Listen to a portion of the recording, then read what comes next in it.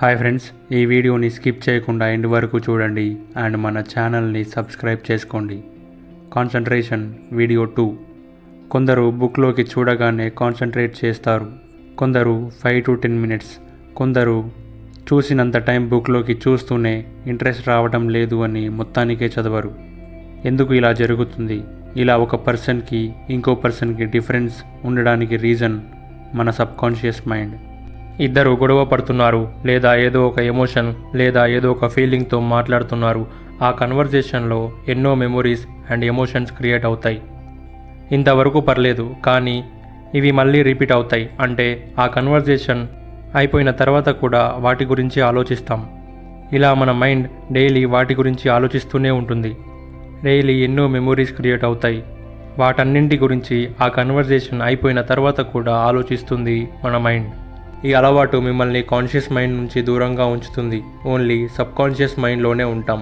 ఈ హ్యాబిట్ లైఫ్లో ఎప్పుడో ఒకప్పుడు క్రియేట్ అయి ఉంది. ఎగ్జాంపుల్కి మూవీస్, ఎక్స్పెక్టేషన్స్, డిజైర్స్, హార్మోన్స్, అప్పుడప్పుడు ఫ్యామిలీ కూడా ఒక రీజన్. And also imaginations.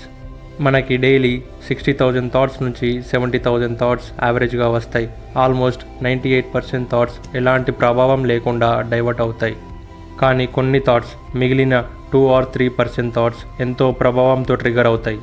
ఇవి కొన్ని నిమిషాల నుండి కొన్ని గంటల వరకు వస్తూనే ఉంటాయి. ఇంత ప్రభావితంగా ఉండడానికి గల రీజన్ ఇవి మన ఫీలింగ్స్ అండ్ ఎమోషన్స్. భయం, బాధ, ప్రేమ, సంతోషం ఇంకా చాలానే ఉంటాయి. వీటితో మన థాట్స్ కనెక్ట్ అయి ఉంటాయి. మిగతా థాట్స్ చాలా ఈజీగా డైవర్ట్ అవుతాయి. కానీ ఫీలింగ్స్ అండ్ ఎమోషన్స్తో కనెక్ట్ అయి ఉన్న థాట్స్ చాలా టైం తీసుకుని డైవర్ట్ అవుతాయి. ఈ థాట్స్ మనల్ని కాన్షియస్ మైండ్లో ఉండనివ్వవు. వీటి వల్లనే సబ్కాన్షియస్ మాటిమాటికి డిస్టర్బ్ చేస్తూనే ఉంటుంది. ఒకటి, ఈ థాట్స్ అంత ప్రభావితంగా ఉండకుండా అయినా చేసుకోవాలి, లేదా అవి క్రియేట్ అయినా అవ్వకుండా చూసుకోవాలి. క్రియేట్ అవ్వకుండా చూసుకోవడం చాలా కష్టం. సిచ్యువేషన్స్ వస్తూనే ఉంటాయి. వచ్చిన సిచ్యువేషన్స్ని ఎక్కువ ఇంపాక్ట్ లేకుండా, మన మైండ్ అండ్ బాడీ మీద ఎలాంటి ప్రభావం లేకుండా చూసుకోవడమే కావాలి. ముందుగా క్రియేట్ అయిన పాస్ట్ మెమొరీస్ అండ్ ఆ మెమొరీస్కి ఉన్న ఎమోషన్స్ క్లియర్ అవ్వాలి. ఫస్ట్ మీరు ఎలాంటి మెమొరీస్ వల్ల డిస్టర్బ్ అవుతున్నారో గమనించండి. వీలైతే అవన్నీ ఒక లిస్ట్ చేసుకోండి. అవి ఎప్పుడు గుర్తొచ్చినా, ఎన్నిసార్లు గుర్తొచ్చినా బ్రీతింగ్ పైన కాన్సన్ట్రేట్ చేస్తూ ఒక 1 minute వరకు breath in and breath out, మీకు వీలైనంత ఎక్కువగా breath in and breath out చేస్తూ ఫోకస్ ఊపిరిపైనే ఉండేలా చూసుకోండి. ఇలా చేస్తే ఫస్ట్ హార్ట్ బీట్ కంట్రోల్లోకి వస్తుంది. తర్వాత 10 to 15 డేస్లో ఆ మెమొరీస్ అన్నీ స్లోగా ఎలాంటి ప్రభావం లేకుండా అలా వచ్చి వెళ్ళిపోతాయి. ఎవరికి ఎలాంటి మెమొరీస్ ఉంటాయో వాళ్ళకే తెలుస్తుంది. కాబట్టి ఎక్కువ ఉంటే ఎక్కువ డేస్ పట్టొచ్చు. ఎప్పుడైనా ఫీలింగ్స్ అండ్ ఎమోషన్స్తో ఉన్న థాట్సే ఎక్కువ టైం తీసుకుంటాయి.